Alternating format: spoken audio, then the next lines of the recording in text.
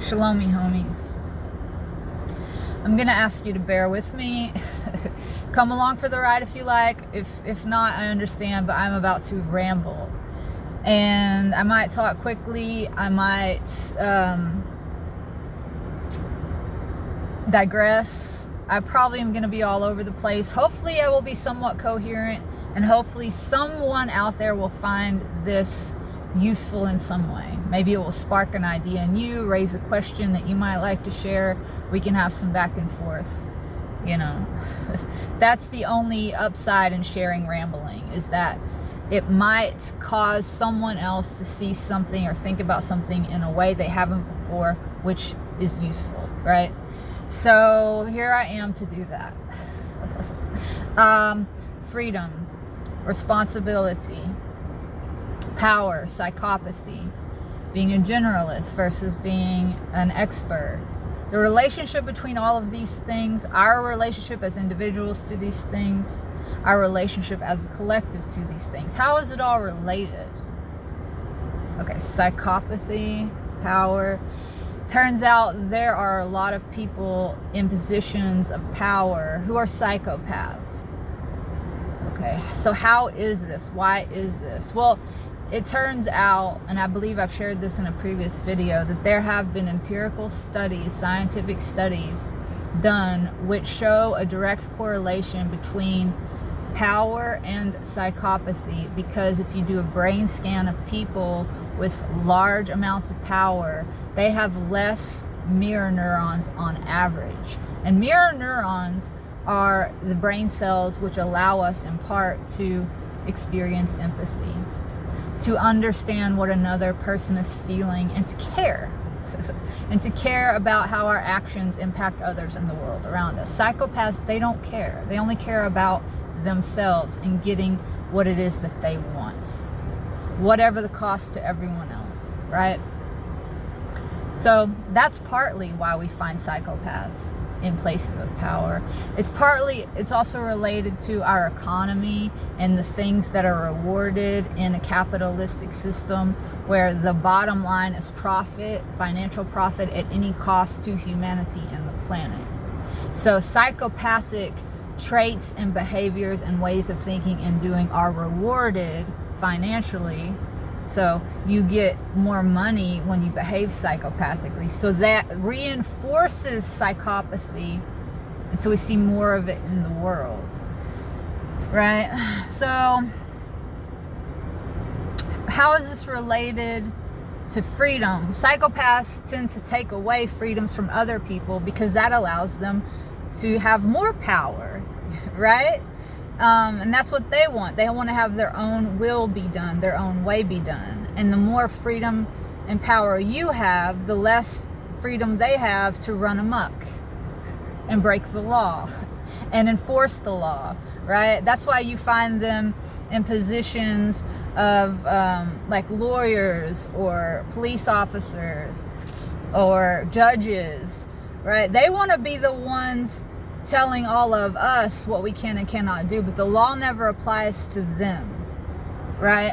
So these are wolves. Psychopaths are wolves amongst the sheep.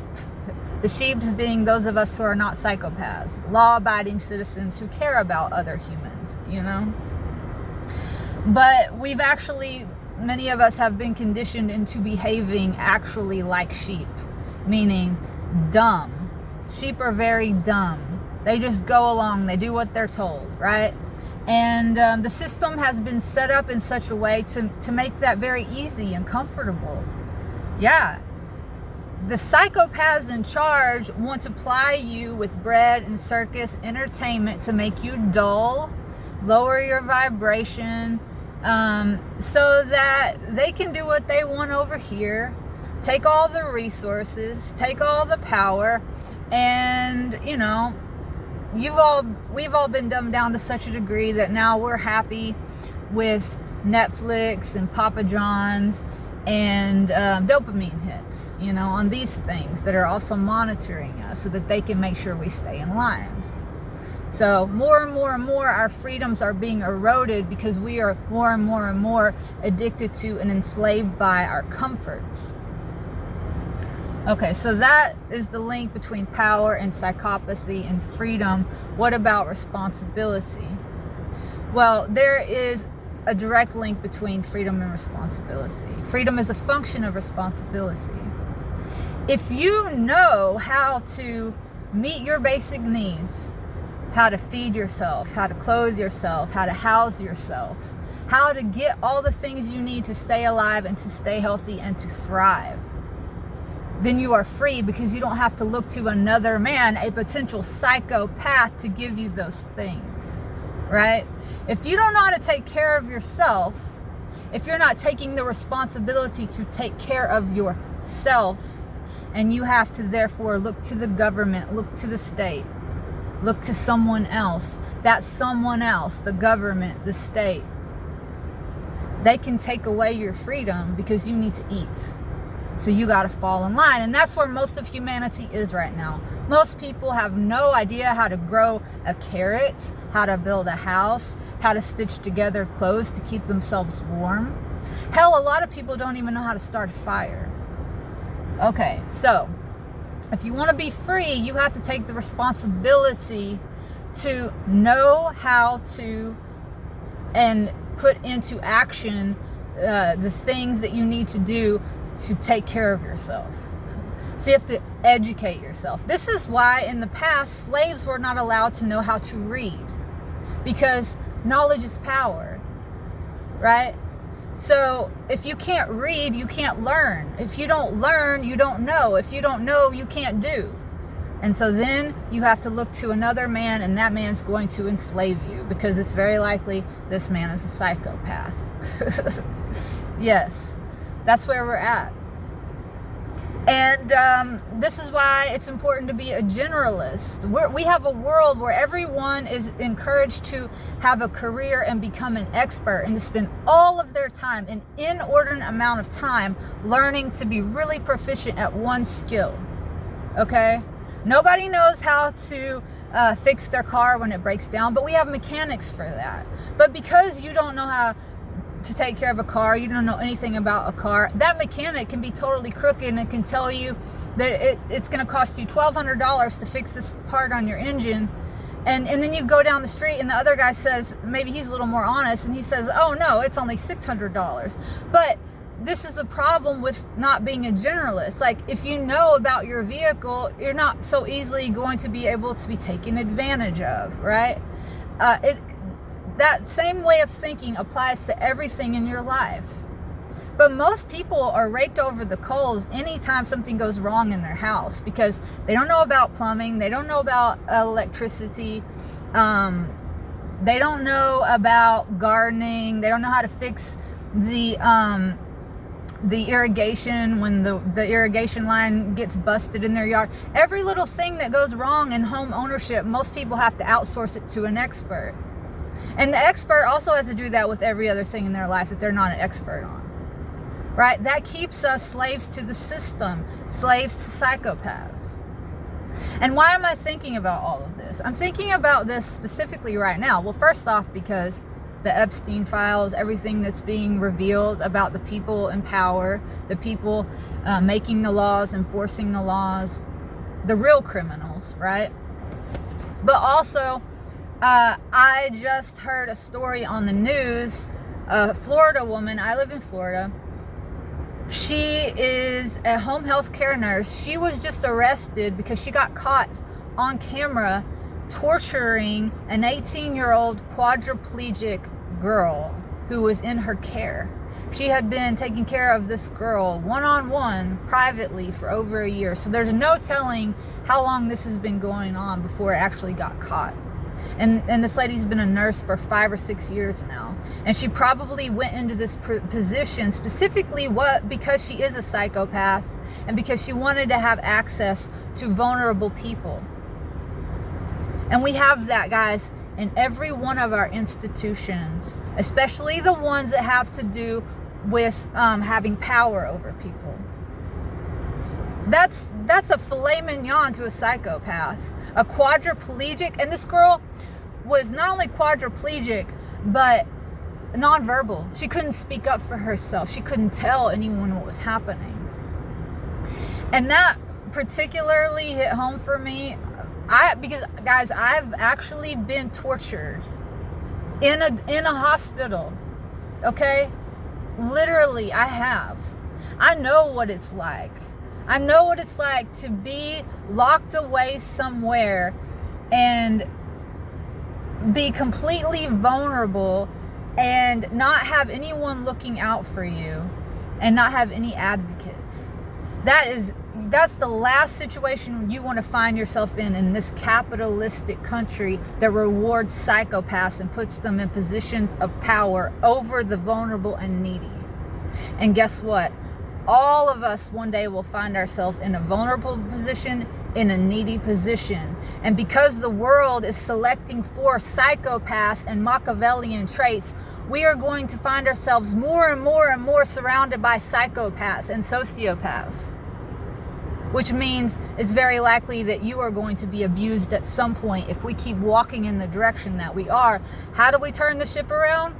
We each have to take responsibility for empowering ourselves, learning, accumulating the knowledge, the wisdom, and putting it into action. We have to stop looking to other people, to a government, to meet our needs, to take care of us. That's a setup, guys. So, while we still have access to the grid and to these devices that are tracking us all, let's use them in positive ways. Let's use them for studying, for accumulating knowledge that we need to have when the grid goes down. Because it's going to go down, and food prices and gas prices are going to continue to soar. And mark my word, guys, people are going to starve to death. Yes, even in this country, in the United States of America, we call ourselves the richest people in the world, the richest country. And the truth is, we are the most spiritually impoverished people in the world, I think.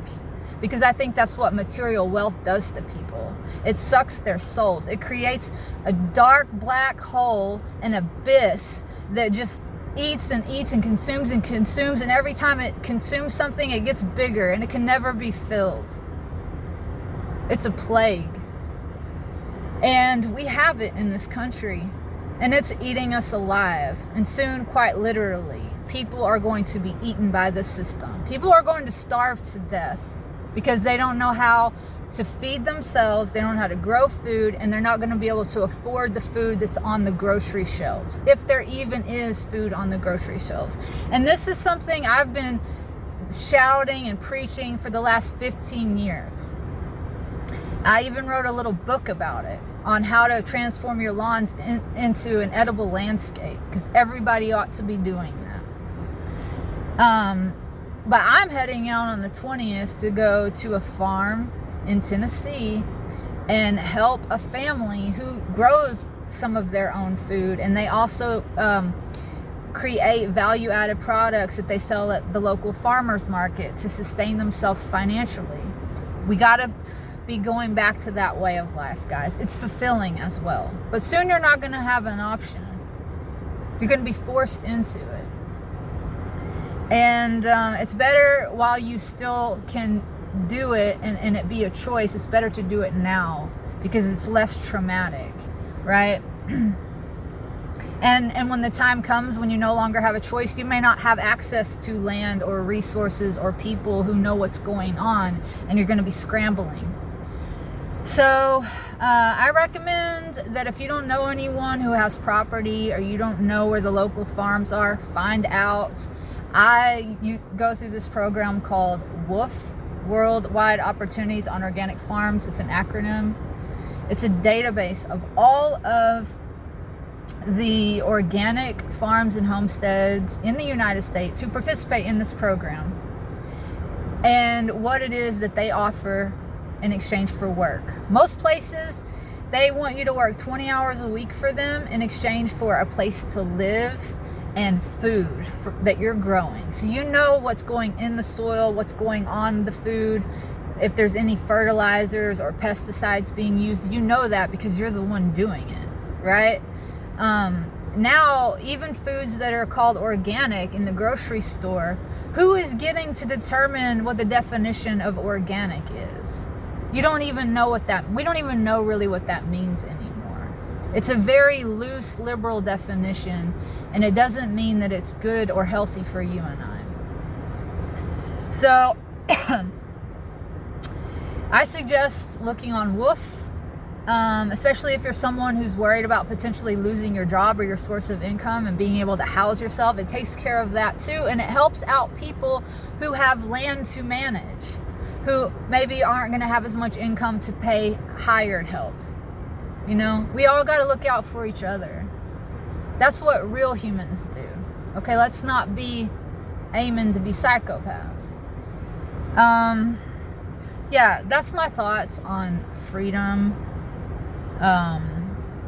responsibility, power, psychopathy, being a generalist, versus being an expert. We need more generalists so that we can be free, and we need to take responsibility and stop looking to the government, stop looking to psychopaths, stop rewarding psychopathy.